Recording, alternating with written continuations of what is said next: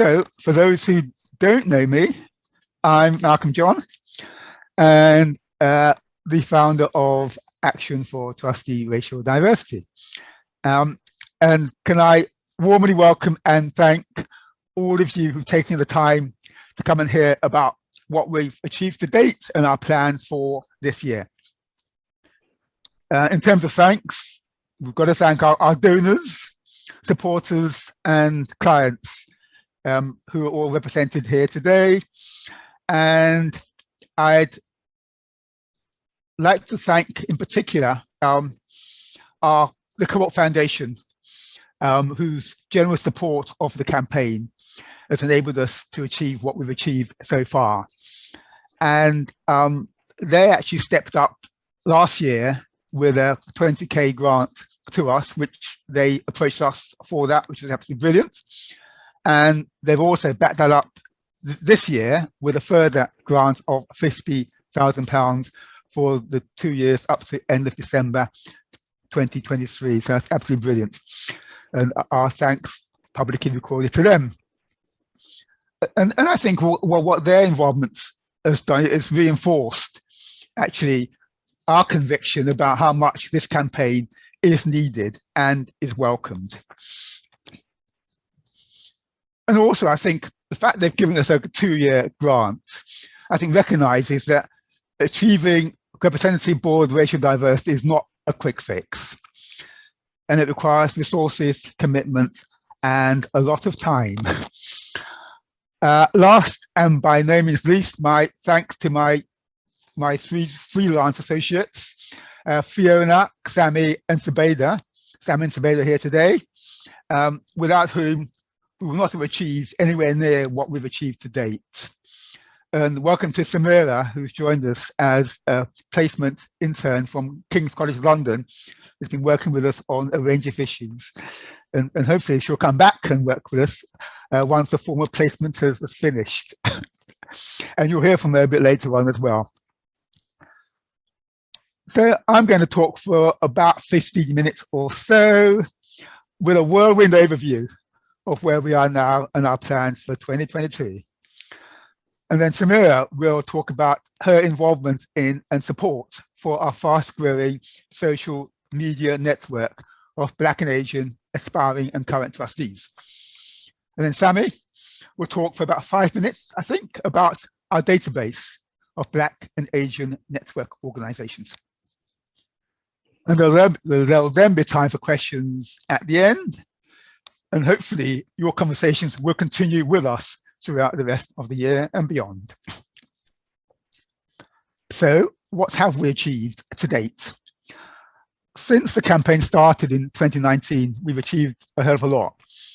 And as I said earlier, the Co-op Foundation grant has supported us to bring in extra resources to increase the range and breadth of our activity. So a few of our key achievements and highlights. The production and launch of our guides last October, From Here to Diversity, on how to recruit Black and Asian charity trustees. We've now had over 600 downloads of the guide from our own website alone. And we're even selling a good number of hard copies, which are on sale from the Director of Social Change at a bargain price of £9.95. And that's my plug for the hard copies. And I was really pleased to hear that just this week, we got a single order for 100 copies from, as yet, an unnamed source, but they're involved with sport. So that's a brilliant outcome. The second big highlight was increasing the number of Black and Asian network organizations on our database to 500. And which is actually, it's a unique database. It's the first time such a database has actually existed. And Sammy will update a bit more about how we're progressing that this year. By the way, I'd quite like to welcome Sabirin, our other intern who's appeared as well, who's also working with us on the campaign. And hopefully, Sabirin, if you want to just wave, great. And hopefully she will also be supporting us as the year goes on. So welcome, Sabirin. The Third thing we've done is to increase our supporters, and that increases every year. We get more and more people back in the campaign. Last year, it increased 53% from 73 organizations to 112. We increased the clients that we're working with. Again, every week we get a new client. And again, we had a 33% increase last year from 68 to 90. And that's increasing this year as we speak. We set up March last year a social media network for potential and current Black and Asian trustees. And we had 130 members at the end of 2021. And after a flurry of promotion activity this year, we've now reached a fantastic number of 300 members and are well on the way to the target we've set for this year of 500. And again, Samira will say a bit more about the network and her involvement in it after I finish. We did a questionnaire survey looking at the barriers and challenges for aspiring and current Black and Asian trustees. And we plan to produce a report of the findings later this year. That'll be one of Sammy's final acts before she finally leaves us. We're looking forward to that, and we'll share that widely. We've given regular presentations to a range of charity and corporates on achieving board racial diversity. And again, that's going to increase this year. And finally, we've worked with the Association of Chairs to engage Black and Asian chairs in bringing their voices to increase racial diversity on trustee boards. And hopefully to begin to develop a pipeline of more and younger Black and Asian chairs.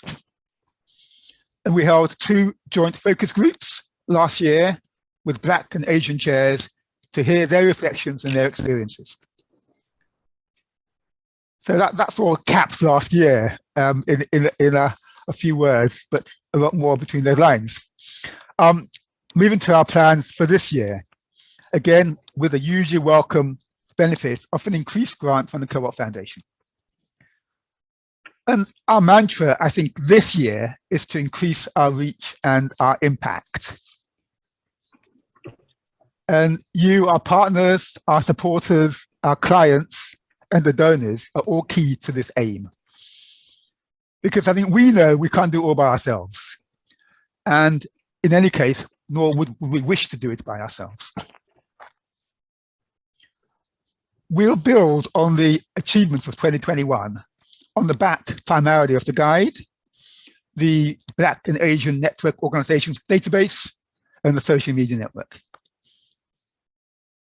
I'll say something about some key areas for us this year.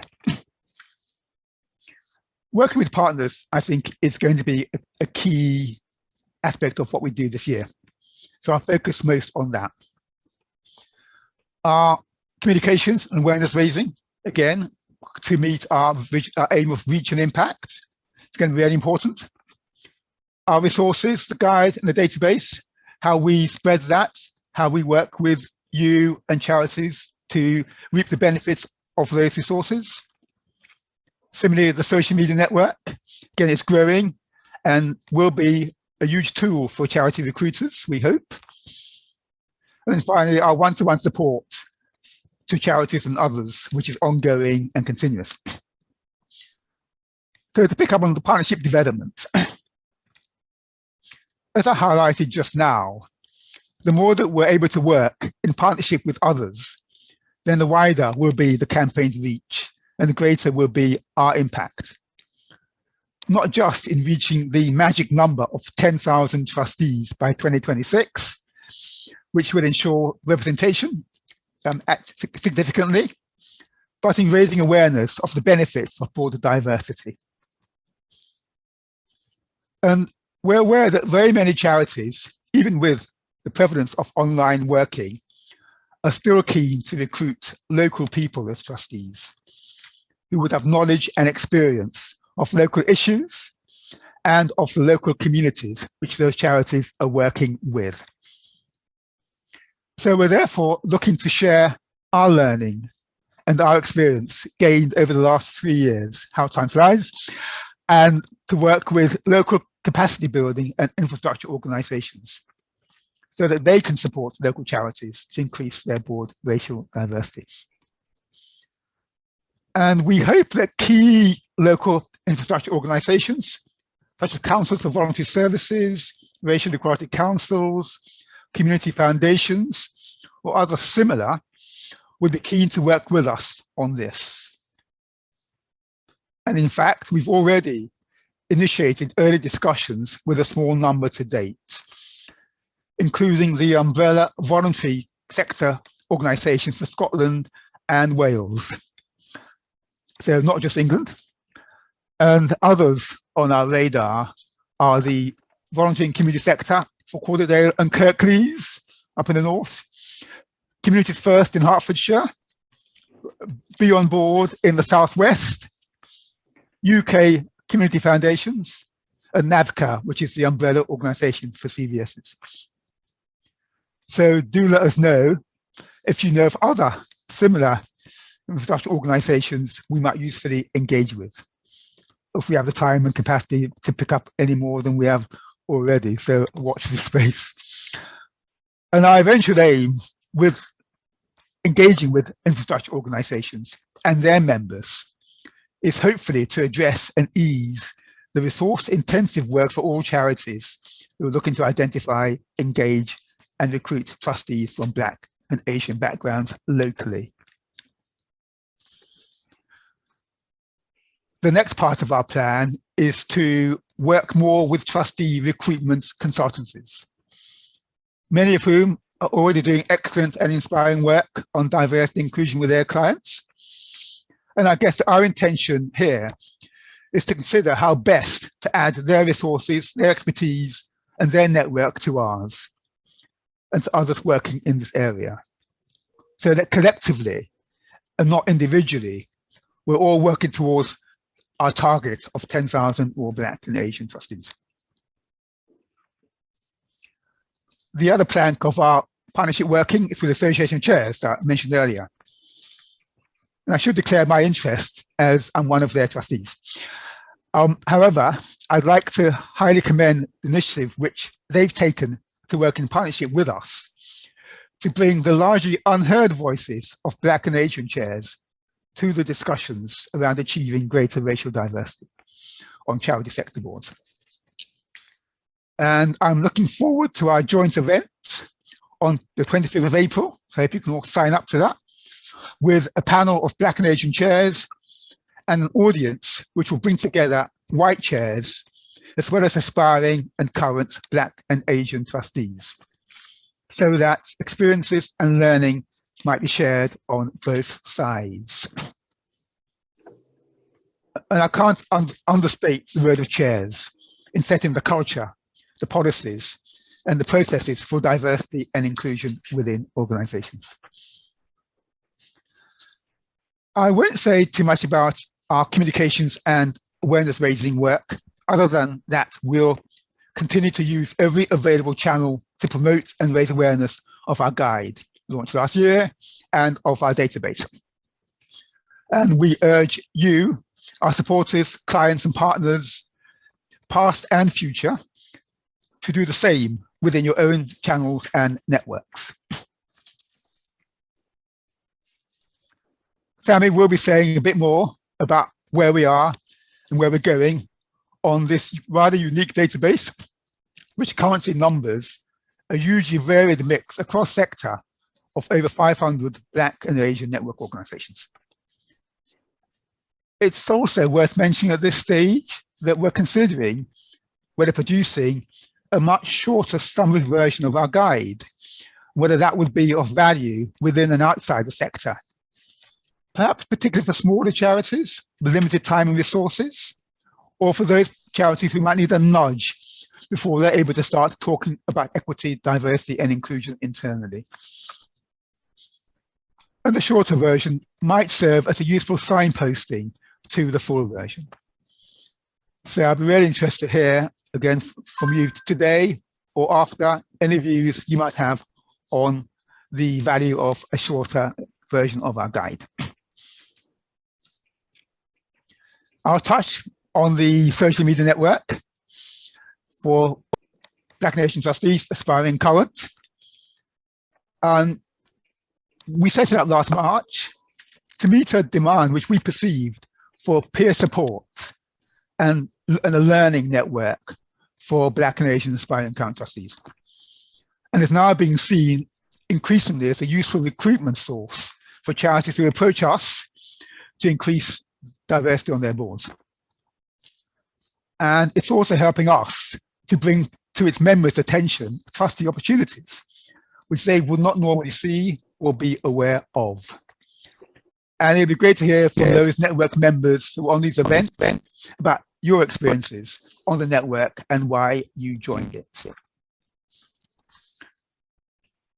The elements around raising awareness will continue to be a key element of our work with our partners this year. And this will include emphasizing with partners the leadership role of trustees within the charity sector and the benefits of trusteeships, particularly to younger Black and Asian aspiring trustees. And the Young Trustees movements, who some of you may know, will be an important partner with us on this aspect. So, to come to a close, how do we ensure that our work carries on? Always a $64,000 question. We'll be working more closely with Getting On Board, who is our brilliant host charity. And in particular, we'll be setting up a joint advisory group with them to bring a wider and more strategic perspective to our work. And no doubt, the longer term sustainability of what we do, it's never too early to start that discussion, will definitely form a big part of that group's agenda in 2022. So in summary, for this year, we'll be developing our local and regional partnerships. We're working more closely with trustee recruitment consultancies. We're going to focus on raising more awareness of trusteeship and the benefits of diversity. We're developing the space for aspiring Black and Asian trustees and continuing our increasing one-to-one consultancy work with individual charities and others outside the charity sector. So I expect we're going to be pretty busy for this year and beyond. So I'll close there and I'll hand over to Samira and then Sammy, and then we'll take any questions from what I've said and what they'll say at the end. So thank you for listening. And over to Samira. Thanks, Malcolm, for your overview. Hi, everyone. It's really lovely to have you here with us. I'm Samira. I'm a social sciences undergraduate at King's College London, and I'm interning with ATRD as part of the Civic Leadership Academy at university. My primary role is around the social network and engaging with our members on there. As Malcolm has mentioned, our aim is to broaden our impact this year by having a target of 500 members join by the end of 2022, which we are on our way to achieving as we have currently over 300 members at present. We've had quite a few new members join the past couple of weeks. So if any of you are on the call right now, a massive welcome to you.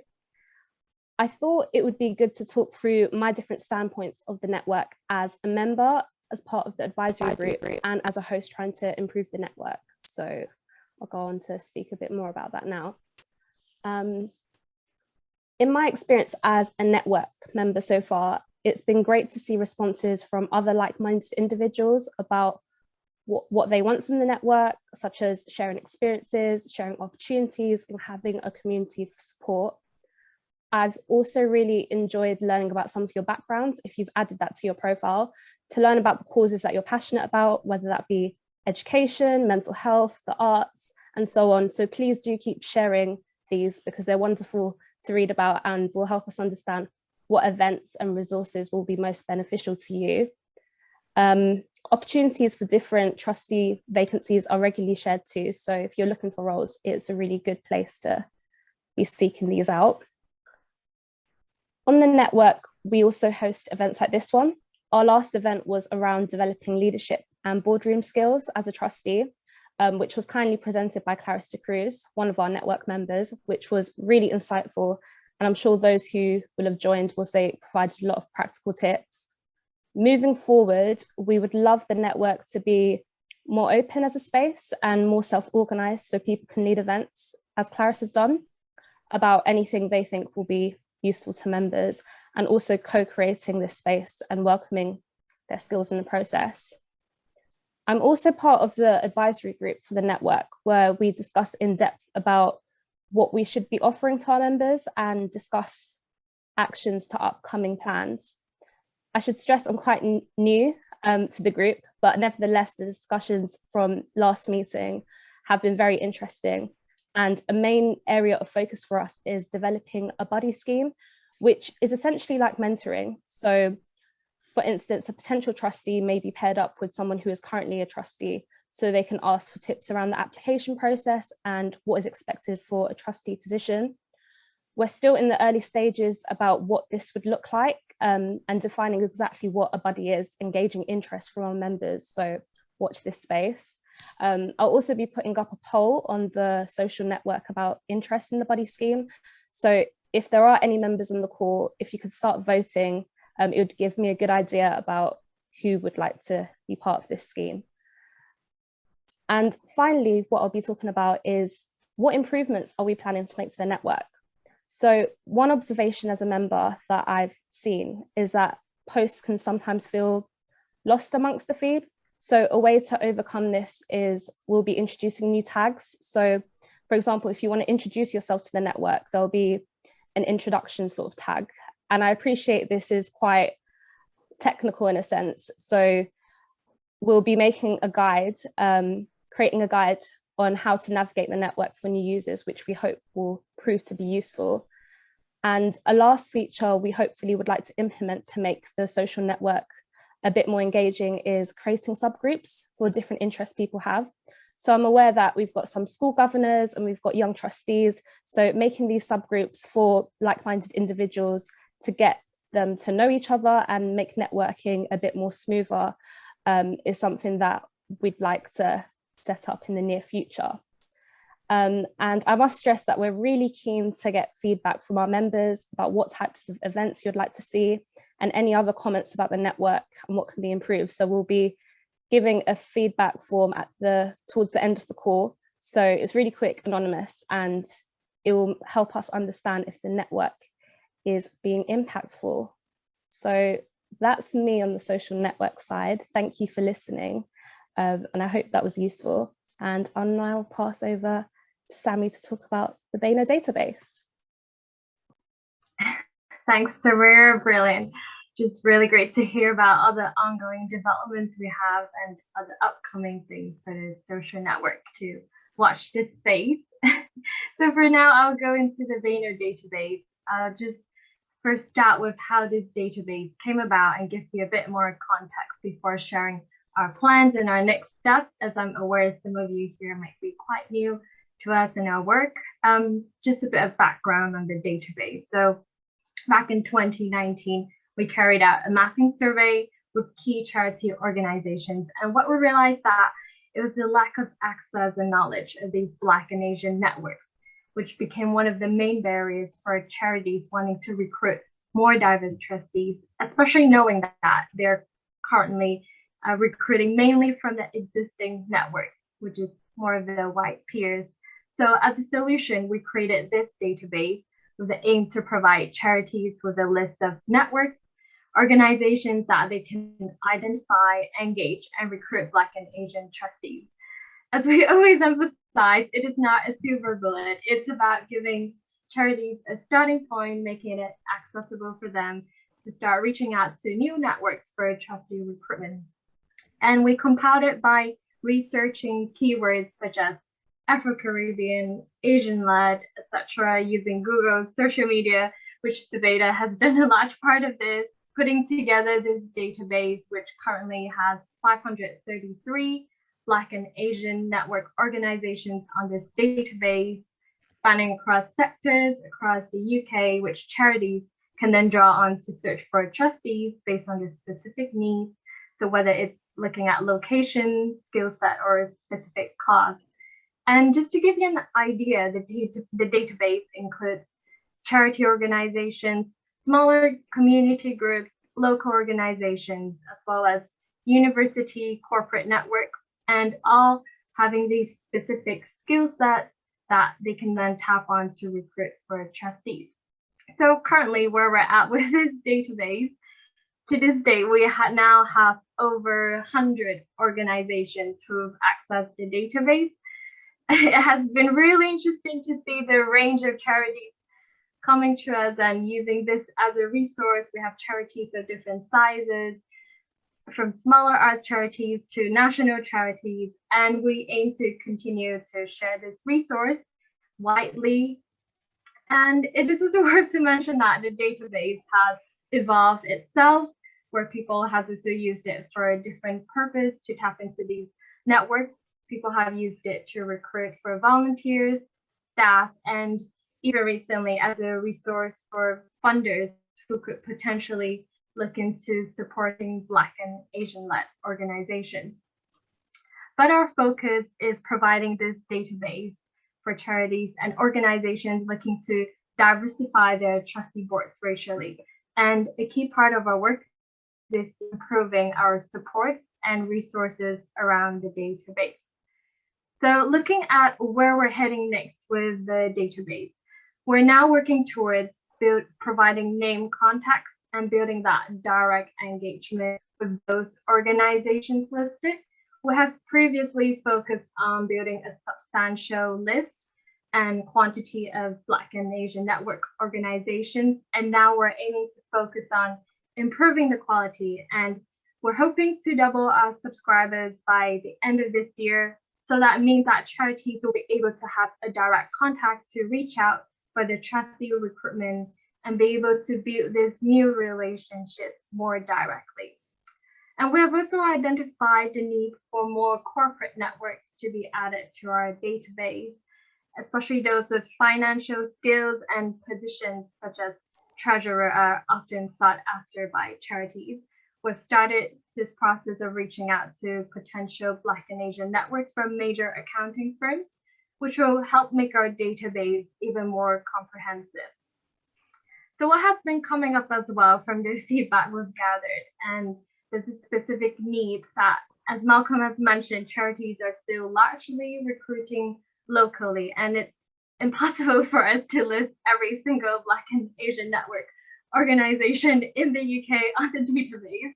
So rather, we're approaching local infrastructure organizations, as Malcolm mentioned, building these partnerships, relationships that could feed into our database as direct links into different local regions, and that will help to facilitate a better process of the trustee recruitment. And on the last note, it's also important to mention that we are regularly circulating these trustee vacancies shared from the BANO database users and charities into the social network.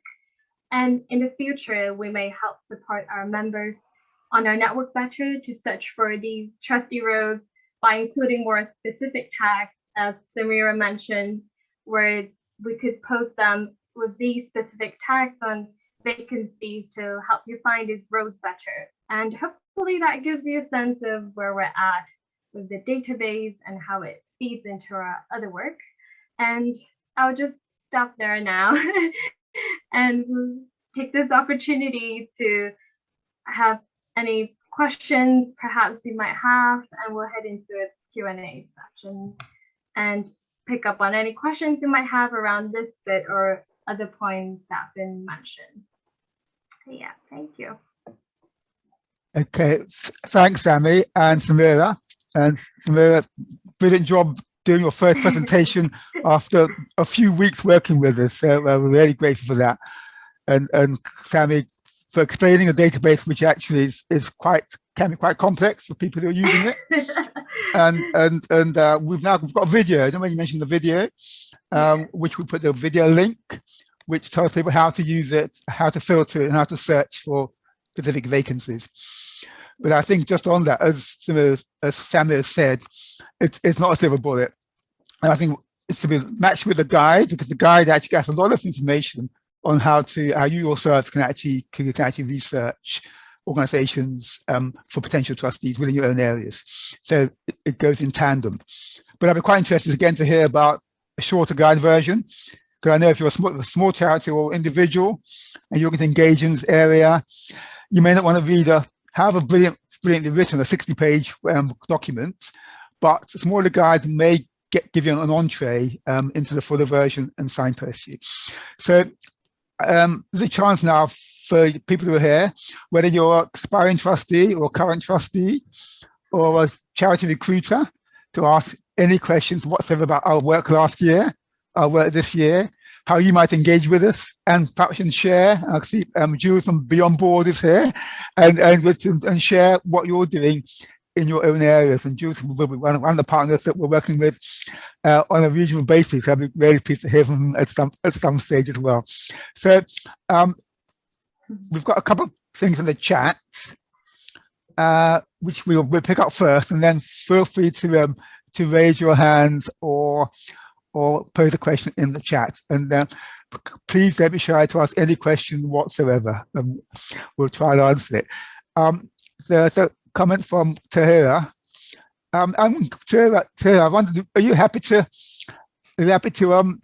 raise your point yourself? That'd be good. I can. Hello. Hi. It's all right. I'm just not totally looking at the screen, so I don't want you to think I'm not focusing because I am focusing. Cool. So I can put my camera on as well. Hello, everybody. Hello, I'm Tahira. So my question was, so I had two bits really, but the first bit was, I'll actually go to the second one. So I'm already doing a little bit of volunteering locally. I work full time, and then obviously this will be the story for everybody in this call, no doubt. And then I'm also going to start uni part time. But that means I'm really busy. But what I don't want to do is when I see opportunities, they're like, right, we want someone with marketing background. We want somebody who's either a lawyer or specialism, HR. And I'm none of those things. I'm a generalist rather than a specialist, I call myself, right?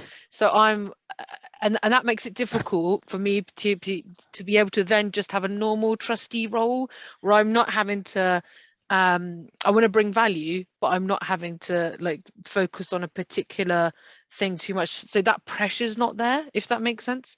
So that's what's been I think hard for me when I've been trying to look for a trustee role, but I want to look for a trustee role which I can I'm not going for anyone. I'm going for quite particular ones where I think I'll be passionate about for the charity, because if I do one which I'm not passionate about,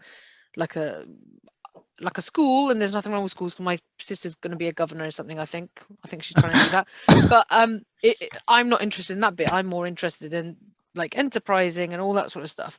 So I've found that really hard, where charities just don't want people who can join it, really get familiar with what's happening on that people say that level, and then they can dive into a little bit of a different role rather than just jumping in with this really particular specialism.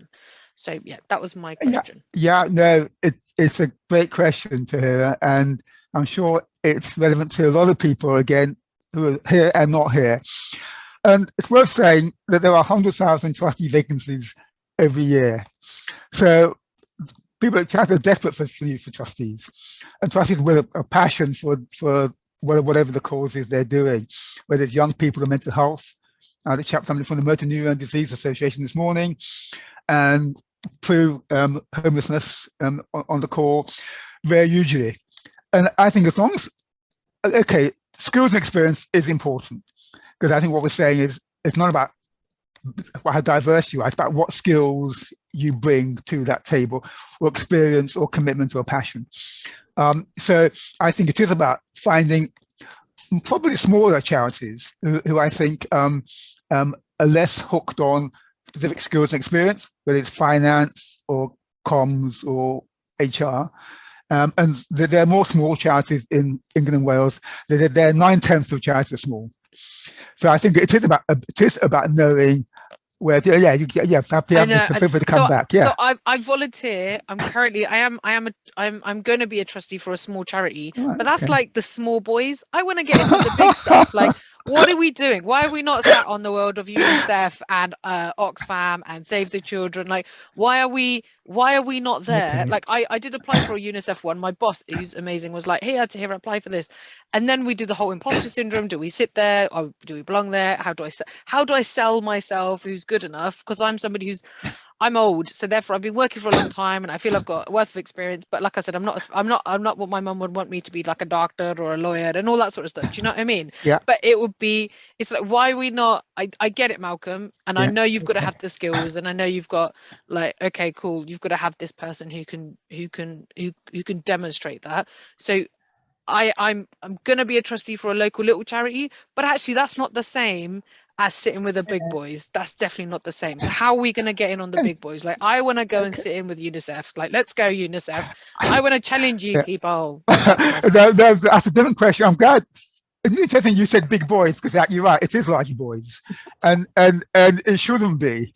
So again, we need to think about that. But yeah, I'm working with a few big boy charities, so to speak, and it's about getting them to change who they're looking for and accepting that diversity benefits them as an organization. And the criteria that they put in to recruit is not the traditional criteria. And they phrase it in a way where you and others feel that you fit that picture. So it's about them recognizing that actually it's not about having the traditional white university educated male, but if they're looking to be a better organization, then actually they do need people like you with passion, commitment, and whether it's lived experience or your own skills that you bring to the table. A lot are doing shadowing apprenticeships where so people can actually start to learn about use that phrase again, those big people operate. And there's some good examples of that. But I think it is about changing that mindset. I'm quite interested to hear what other people think, and whether other people have got any comments on what you've said here as well. So does anybody, well, yeah, so there are a number of comments in there. If somebody wants to unmute and speak, that would be great. I can go. Can you hear me? Yes. Hi. I just want to comment on Tahira's. First of all, let me introduce myself. My name is Harvey Jama. I'm the Corporate Partnerships Manager for Refugee Action. And like yourselves, we're supported by the Co-op Foundation, so we have a partnership with them.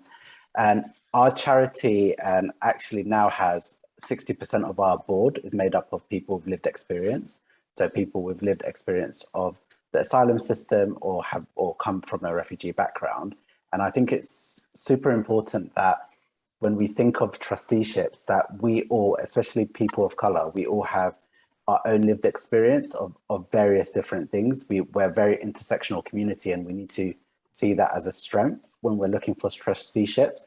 I'm looking for one myself, and I keep looking at organizations where I can input my lived experience, so not necessarily a particular skill, or even though I'm a fundraiser, in brackets, I don't necessarily want to go and support an organization on fundraising, which will then feel like I'm doing another job.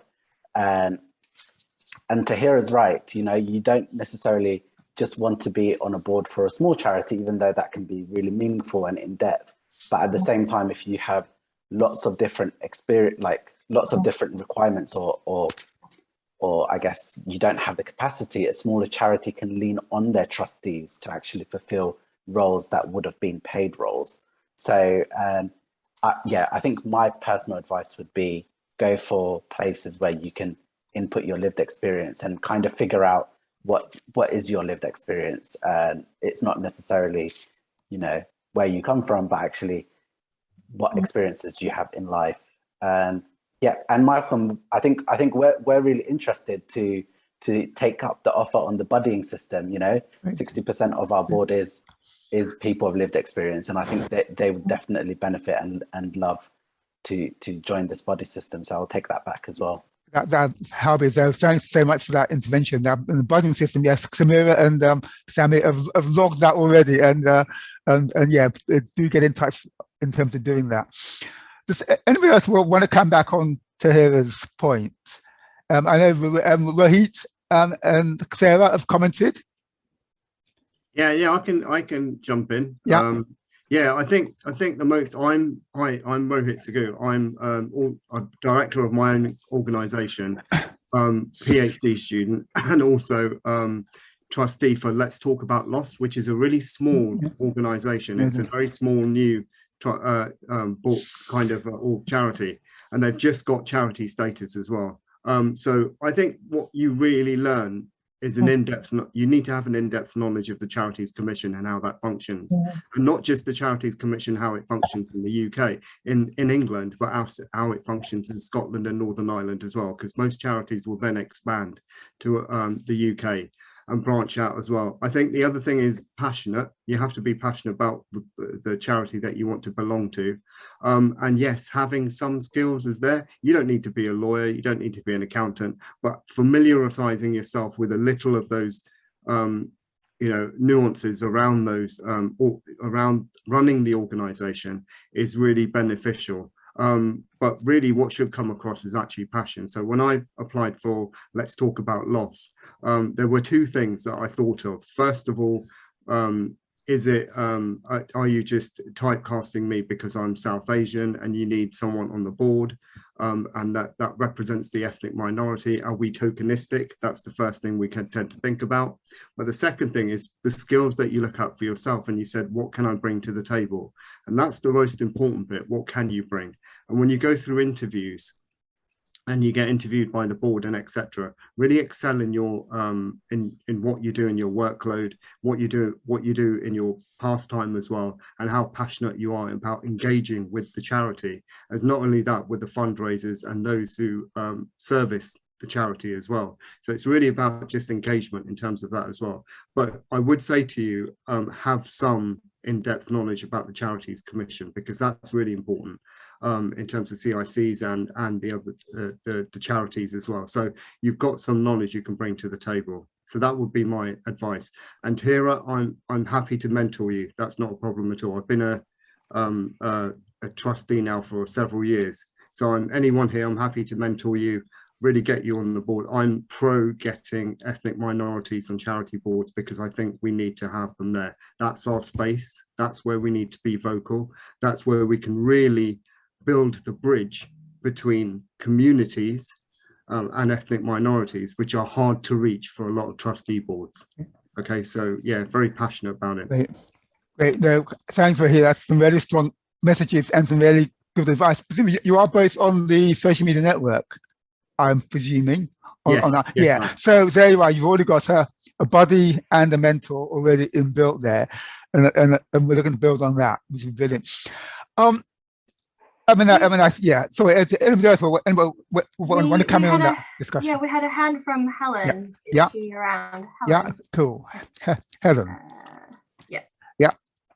Hi, Malcolm. Yeah. I totally agree with what I think Rohit and Harvey said. So that's why I put my hand down, because they actually covered what I was. So just something quickly about me. I'm head of diversity, equality, inclusion for the MPA group, which is in the music industry. And I've been working in DEI for over 20 years now. And prior to that, I'm also a lawyer. So, and it's not easy. I have HR background too, and I've worked, like some of you already know, I've worked in the army as well. It's not easy, even if you're a professional, to go onto those big boards. Like you said, Tahira, there is an element of racism there. There is discrimination, and also there is a generation there that's still sort of, they have a lack of understanding around a certain DEI issues. There's a lack of understanding. So we need to understand that and sort of respect that as well. It's a completely different generation. So at the moment, I'm doing a census in the music industry to sort of get more representation from Black, Asian, minority ethnic people into the industry. And again, onto the boards. So it's a huge task. And I sit on the boards there, but not as a trustee, but as a board member, as a non-executive director as well. And I do find that there's sort of like lots of ideas, lots of enthusiasm, but when it comes to walking the walk, nothing happens. So it's about looking at the hiring processes, our recruitment, our adverts, who gets the best project, who actually gets promoted, looking at pay equality, and basically everything, training the people on interview panels to understand that not everybody is equal. Everybody comes from different backgrounds, etc. It's a huge work. So like Rohit and Harvey said, you know, you've started off on a good footing, that you're in a small charity as a trustee, so that's excellent. And just work hard, and you know, with their help and their support, and if you need any support from myself as well, you'll get there. You, like I said, I don't sit on any boards on any of the charities as a trustee, but I do a lot of work where I'm actually making sure that they implement what they are going about, you know, so they actually practice what they preach, and it's not a lip service thing or a tick box thing. So again, just work hard and apply, and use the resources and the networks you have here.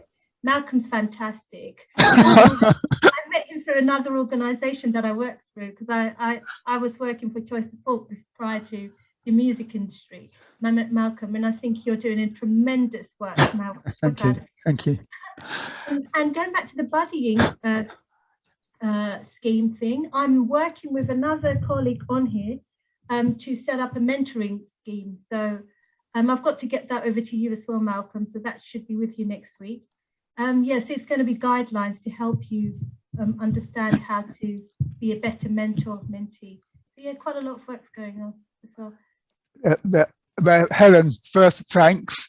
When I first met Helen, she was understating all the work that she herself was doing, and I was so impressed with that as well.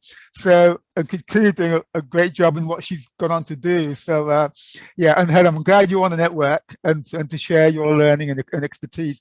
So I know that Jules wants to come in first. So Jules, why don't you come in, and then come back to you, Tahira, and others. Sure. So, I mean, first thing I want to say is obviously hello to everybody. It is really good to see so much energy, talent and ambition in the room. And that's what I just wanted to quickly start off with. Is it Tahira? Am I pronouncing your name? Brilliant. The ambition. I love it, right? You know, what you said about why shouldn't I be on the big board of, you know, these multi-conglomerate organizations, and that's a really good ambition to have. But I think it's also you've got to taper that ambition with a bit of reality about where you're at and what it takes to get you to where you want to be, and it's a journey. But you've taken the first steps in your 1,000 miles, which is to get onto a board. Then I would suggest that it's about how you make the most of that big, you know, that board experience and make it really big for yourself. So, for example, have the ambition to become a chair of that board.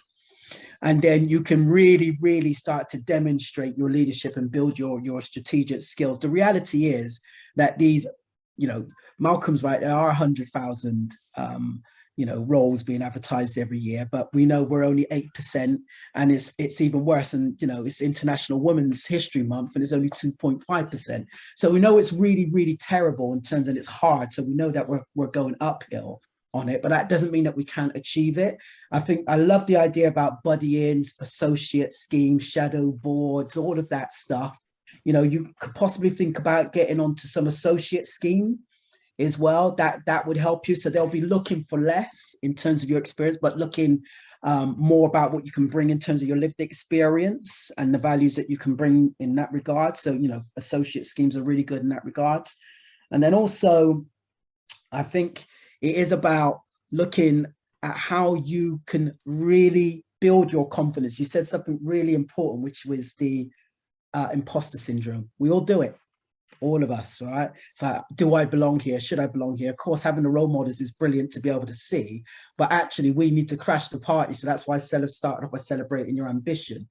So don't ever stop being ambitious. Definitely go for it. But know that you've probably got to just earn your stripes a little bit. And it is a hard gig, because we know with the organizations we work with here, both locally and nationally, when we put forward some really good talent to go onto boards, there are times where we have these difficult conversations where they don't get shortlisted or don't, you know, we think they're brilliant, but actually what we hear is, oh, well, we had this fantastic people apply, you know, they were from this, you know, they had this experience and that experience, they were CEO of that, and, you know, high flyer industrialists over here. So we just felt that, you know, they didn't have the experience that they can bring to the table. So, well, why do we have to start this conversation? You said you needed it. We put excellent people forward for you, and now you've gone with the same old, same old. All right. So, and that's often going to happen. So you need to have some really good resilience as well, because you're going to get knockbacks before you get to where you want to be. But I absolutely agree with what everyone has said about the passion piece as well. Don't do anything for doing its sake. Do what's right for you.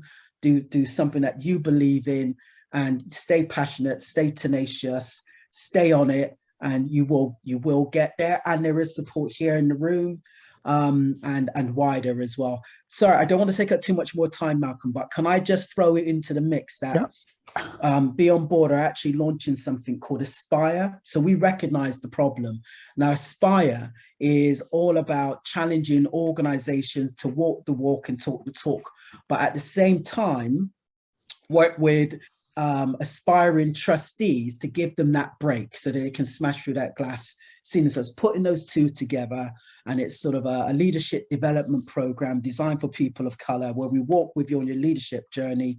We make sure the organizations that you're going to be working with are going to be ready to embrace that diversity of thought, of lived experience. So it's a useful experience for both of you. That then goes onto your CV, which then you can then use when you've got the right type of CV as well, because that's another big issue for our community. I see some awful CVs and awful covering letters.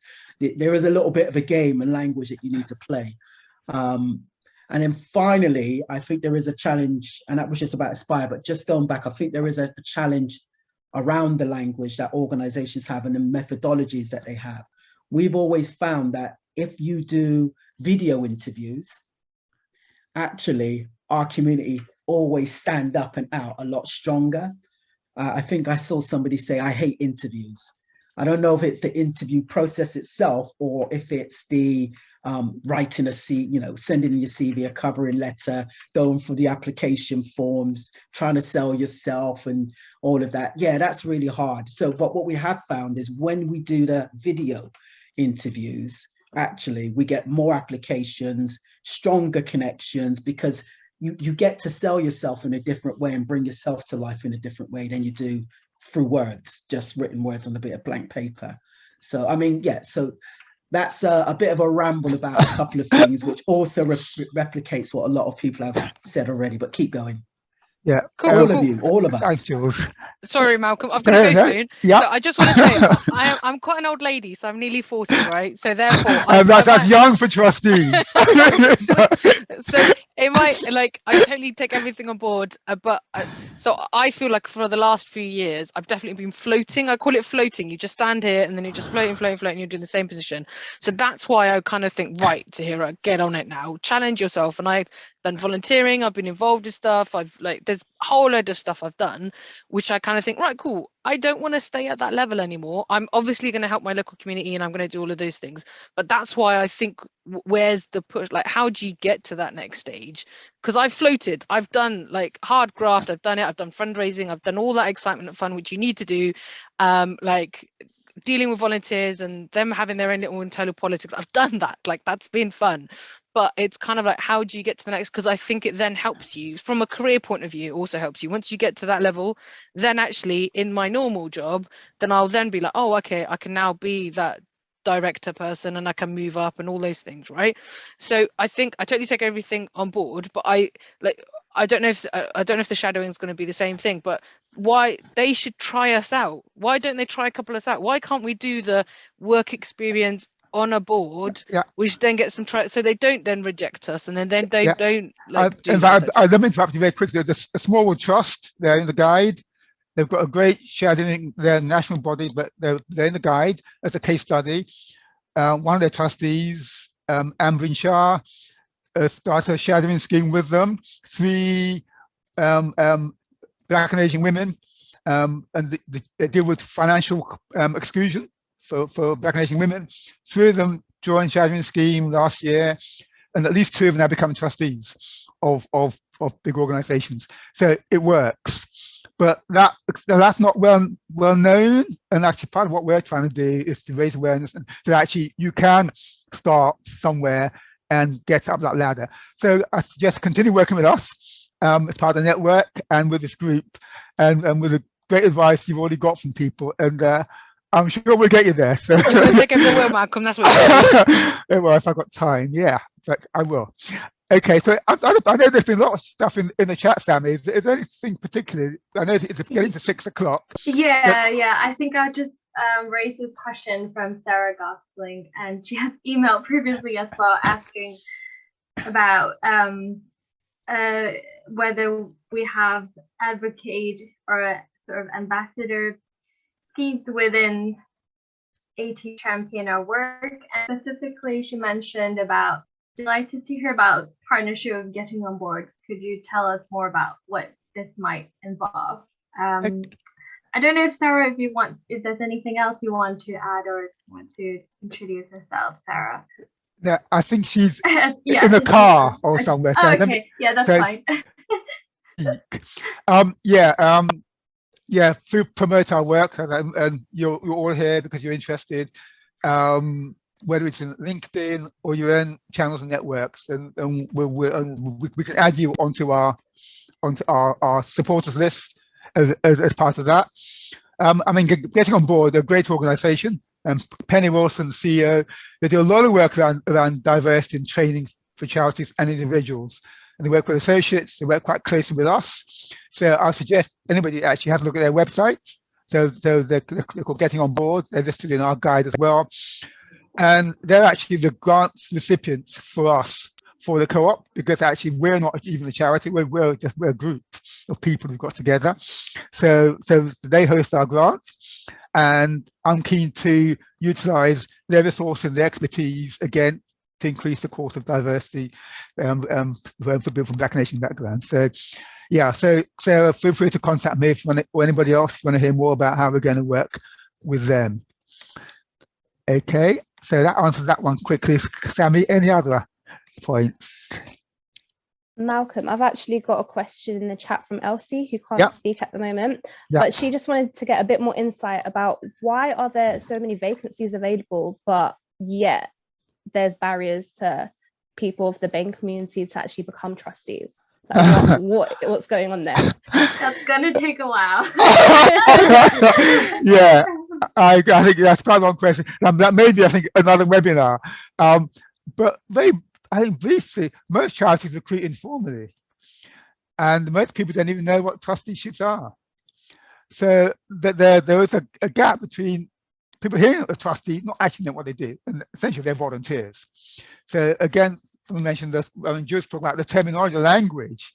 Language is pretty awful. Nominations committee, AOB, there's a whole raft of language which puts people off and which they don't understand. So until that's simplified, there will always be those vacancies because people don't know what they're letting themselves in for. So I think that's a really big issue, and raising awareness within more diverse groups of trusteeships and what it really means and how it benefits them, I think is the key part of what we're trying to do, what other people are trying to do as well. The whole issue around the 8% of Black Nation trustees, it's been going on for, it's figures. So 20 years ago, there was a survey. The figures haven't changed because charities at the top have not changed. I think that's why Black Nation chairs, and the chairs are so important in setting the culture of organizations. So until white male chairs actually are no longer white male chairs, it will still take a while to change. So you've got to think about that leadership and get chairs to start thinking about what they need to be more diverse and to benefit the organization. So there's still work to be done. But Elsie was one of our volunteers 2 or 3 years ago, and I'm glad she's on the call, and she's part of supporting the campaign to get where we want to get with those 10,000 trustees, which is a relatively small number. And it works out, it's 5,000 charities recruiting 2 trustees over the next 3 to 5 years. There are 168,000 charities in the UK. So it's not rocket science, but it needs to be focused. And we need more people like us on this call and promoting what we're doing and spreading the message. So that's a quick roundup. But again, I think there's chance for another webinar on that in due course. and I mean, I have to close soon because it's now 6 and 6:05. But what this shows is that there's definitely scope for more on this topic, which I'll be really interested in carrying on. I mean, Sam, I don't know whether you want to. There's one more question you want to pose, or whether I'll wrap up I now. just wanted to flag up. We did have Catherine mentioning just another vote for a short version of the guide. So I guess this would be an ongoing feedback that we're gathering, but to mention that as well. But definitely lots of conversation points within what we're hearing today. Yeah, great. Well, I'm glad there's loads in chat, but so we're going to capture what's in the chat, and we can come back to people individually on what they've raised if we haven't done it today. So I'd like to thank you all for a really animated and interesting conversation and discussion. I found it interesting to inform what we're doing, and I hope others have too, and look forward to continuing this dialogue with people as we go forward. There was a post-event survey.